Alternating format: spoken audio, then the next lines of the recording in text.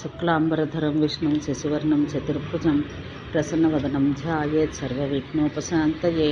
యమపురి వర్ణనము. నచికేతుడిట్లు చెప్పను. నిరంతరం తపస్సందు తత్పరులయుండు ద్విజశ్రేష్ఠులారా, మీకందరికీ యమపురి వృత్తాంతం తెలుపుతున్నాను. ఎవరు అసత్యమాడుదరో, స్త్రీలు పిల్లలు మొదలైన ప్రాణులను వధింతురో, బ్రాహ్మణుని హత్య చేయుటయందు తత్పరులయుందరో, ఇంకను విశ్వాసఘాతకులు ఎవరి యందు మౌఢ్యం కృతజ్ఞత అట్లే లోలుపత పూర్తిగా ఉండను, ఎవరు ఇతరుల భార్యలను అపహరించుతురో, అట్లే నిరతం పాపకార్యరతులయుందరో వారు యమలోకానికి పోవుదురు. వేదాలను నిరంతరం నిందిస్తూ, వైదిక మార్గం చెడగొడుతూ, మధురాపానం చేస్తూ, బ్రాహ్మణ వధ చేస్తూ, కుసీద వృత్తిని అనగా వడ్డీకి ధనమిచ్చి దానితో జీవనం గడుపువారు, కపటంగా ప్రవర్తించేవారు తప్పక నరకానికి పోవుదురు. గురువును ద్వేషించేవారు, ఘోరమైన పనులు ఆచరించిన వారు, కపటంతో కూడిన మాటలు మాట్లాడువారు, తార్పుడు పనుల్లో నిమగ్నులైన వారు, గృహములు గ్రామముల హద్దులను ధ్వంసం చేయువారు, అదేవిధంగా వ్యర్థంగా పూలు పండ్లను కోయువారు, పతివ్రతులైన స్త్రీల ఎడ దయచూపక కఠినంగా ప్రవర్తించేవారు, అట్లే పాపులు, హింసకులు, వ్రతభంజకులు, సోమరస విక్రేతలు, స్త్రీపై ఆధారపడి జీవించేవారు, అబద్ధం చెప్పు అలవాటు కలవారు, అట్లే ద్విజుడయుండియు వేదమును అమ్మువారు, ఇంటింటికి తిరిగి నక్షత్ర సూచన చేసిన వారు తప్పక నరకానికి పోవుదురు. అంతేగాక అక్కడ తమ చెడు పనుల యొక్క ఫలాన్ని అనుభవింతురు. వైశంపాయనుడు ఇట్లనెను. రాజా, నచికేతుని ముఖం నుండి వెలువట ఈ ప్రకారమైన మాటలు విని ఆ పరమ తపస్సులైన మునుల ఆశ్చర్యానికి లోనైరి. వారు ఆశ్చర్యానికి హద్దే లేకపోయెను. అందుచేత వారు నచికేతునితో తిరిగి ప్రశ్నించటం మొదలెడిరి. ఋషులు ఇట్లా ప్రశ్నించిరి. ముని, నీవు గొప్ప జ్ఞానవంతుడమైన పురుషుడము. నీవు యమపురి యందు ఏమేమి దర్శించితేవో ఆ విషయాలన్నింటినీ దయతో మాకు తెలియజేయము. సూక్ష్మ శరీరం యమయాతనలేందు అనేక క్లేశములు భరించాలని, నిప్పు చేత తగలబెట్టబడదరని, అస్త్రముల చేత కోసినను కూడా వారి శరీరమునకు నష్టం ఏమీ జరగదని విద్వాంసులు చెబుతారు. విప్రుడా, వైతర్ణి నది యొక్క రూపం ఎట్లుండును, అట్లే దాని యందు జలం ఏ విధంగా ప్రవహించును, రౌరవ నరకం యొక్క స్థితి ఎట్లుండును, అంతేగాక కూటసాల్మలిక ఆకారం ఎట్టిది, యమధర్మరాజు యొక్క దూతలు ఎట్లుందరో, వారు చేయి పని ఏమి, వారి యందు ఎట్టి పరాక్రమం ఉండును, ఆ యమలోకాన ఉండు దూతలు ఏ విధంగా పనులయందు ఉద్యుక్తులుగా ఉందరో, వారి ఆచారం ఎట్టిది, వారి అపూర్వ తేజంతో కప్పబడ్డ కారణం చేత ప్రాణులు తరచుగా అచేతనులైపోవదరు. ప్రాణుల ద్వారా పలు రకాలైన పలు పర్యాయాలు దోషాలు జరుగుతూనే ఉండను. అతడు రాజసం కలిగి ఉండను, అందుకే ధైర్యం ఉండదు. ఇది ఎవరి మాయ? ఎవరి ప్రభావం చేత ప్రాణులు పరమేశ్వరుని మరిచి సంసారం యొక్క జంజాటమందు విహ్వలులయ్యుందురు. అనేక మంది నరులు మూర్ఖత కలిగిన కారణం చేత పాపం చేస్తారు. ఆ విధంగా వానికి ఫలరూపంగా వారు కష్టాలు అనుభవించవలసి ఉండను. వత్స నచికేత, నీవు యమలోకానికి పోయి సర్వ విషయాలు స్వయంగా చూచి ఉంటవి. అందుచేత ఈ విషయంలో అన్నింటినీ దయతో మాకు తెలియజేయము అని ఋషులు నచికేతను వినిపించిరి. వైశంపాయనుడు ఇట్లా చెప్పాను. రాజా, ఆ అందరి ఋషుల యొక్క అంతఃకరణం అత్యంత పవిత్రంగా ఉన్నది.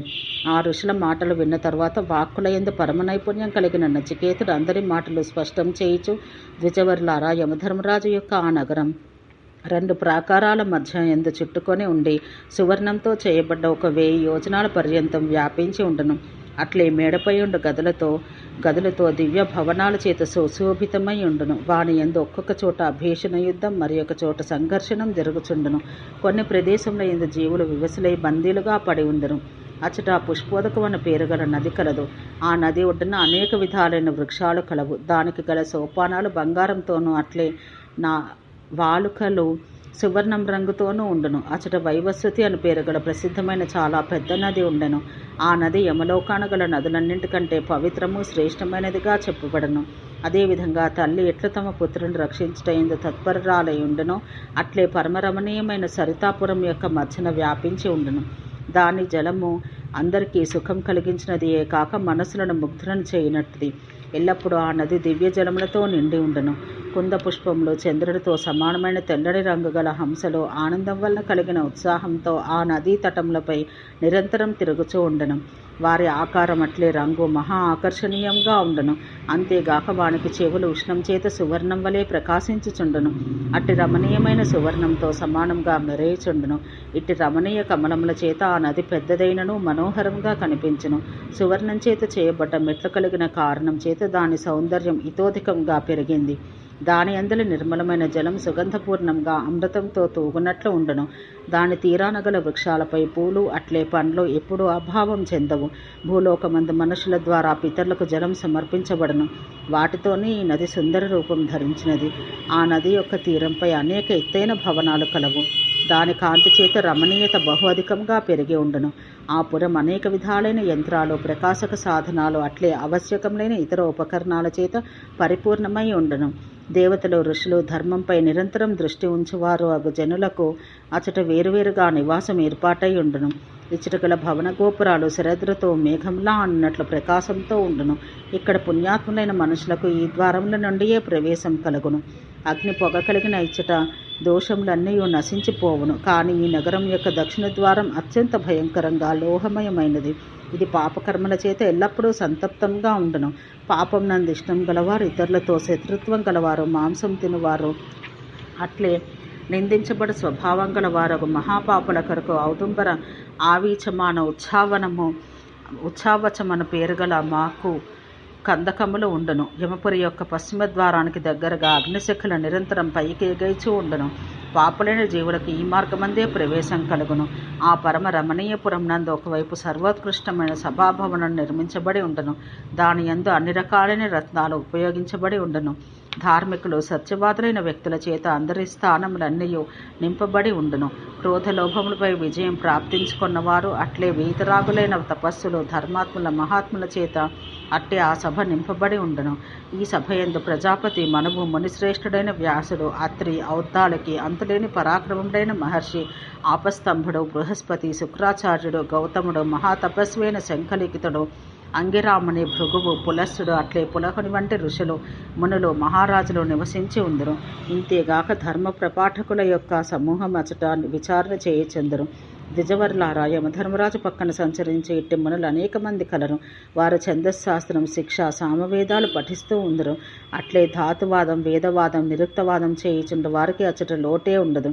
విప్రులారా, యమధర్మరాజు యొక్క భవనంపై ఉత్తమమైన కథలను ప్రవచనం చేయువారిని, ఉత్తములైన ఋషులను, పితరులను అనేక మందిని నేను దర్శించితిని. మహర్షులారా, అచట ఒక శుభకరమైన దేవి యొక్క దర్శనం కూడా నాకు లభించినది. ఆమె సర్వతేజములను ఒకచోట రాసిపోసినట్లుగా ఉన్నది. యమధర్మరాజు స్వయంగా దివ్య గంధములతోనూ అనులేపనములతోనూ ఆమెకు పూజ చేయుచుండెను. సమస్త లోకం యొక్క సృష్టి పాలనకు సంభారం ఆమె చేతి అందే కలదు. విశ్వగతుల్లో ఆమెనే సర్వోత్తమ గతి అంటారు. విజ్ఞులైన పురుషులు ఏ కర్తవ్య సాధన యందైనను ఇంత శక్తి లేదని, ఆమెతో సమానంగా చేయలేరని, ఆమె చేతనే సమస్త ప్రాణులు భయం చెందుతారు. కాలం కూడా అక్కడ ఆకారంగా విరాజిల్లుచుండును. ఆ కాల ప్రకృతి యొక్క సహాయం పొంది అత్యంత భయంకరులు, క్రోధం కలవారు, అట్లే దుర్వినీతులగుదును. ఆమె యందు సగం బలం, తేజం కలవు. ఆమె ఎన్నడూ వృద్ధురాలు కాదు. అట్లే ఆమె శక్తికి అంతులేదు. ఆమెను ఎట్టి విధంగా అయినను తిరస్కరించలేరు. దివ్య చందనం వంటి అనులేపనం ఆమె శోభను పెంచుచున్నవి. ఆమె సహవాసంలో కొందరు వ్యక్తులు గీతములు పాడువారు, సంతోషింపచేయువారు, సమస్త ప్రాణులను ఉత్సాహితులు చేయుటలోనూ ఉద్యుక్తులుగా ఉండిరి. ఆమె కాల రహస్య జ్ఞాతగా ఉండెను. అంతేగాక ఆమె సమ్మతికి వారు సమర్థకులు. యమధర్మరాజు యొక్క నగరమందు కూష్మాండం, యాతుధానం వంటి మాంసభక్షకులైన రాక్షసుల యొక్క పెద్ద సమూహం కలదు. కొందరికి ఒకటే కాళ్ళు, కొందరికి 2 కాళ్ళు, మరికొందరికి 3 కాళ్ళు, కొంతమందికి అనేక కాళ్ళు కలవు. అచ్చట ఒకే బాహువు, 2 బాహువులు, 3 బాహువులు కలవారు, ఇంకను పెద్ద పెద్ద చెవులు, చేతులు, కాళ్ళు కలవారు కూడా ఉండరు. ఏనుగు, గుర్రం, వృషభం, శరభం, హంసలు, నెమళ్ళు, సారసములు, చక్రవాకములు మొదలైన పశుపక్షులు మొదలైనవన్నీ వీరందరూ యమధర్మరాజు యొక్క నగరమందు పరమశోభితులై వీరందరూ ఉన్నారు. ఓం శాంతి శాంతి శాంతి.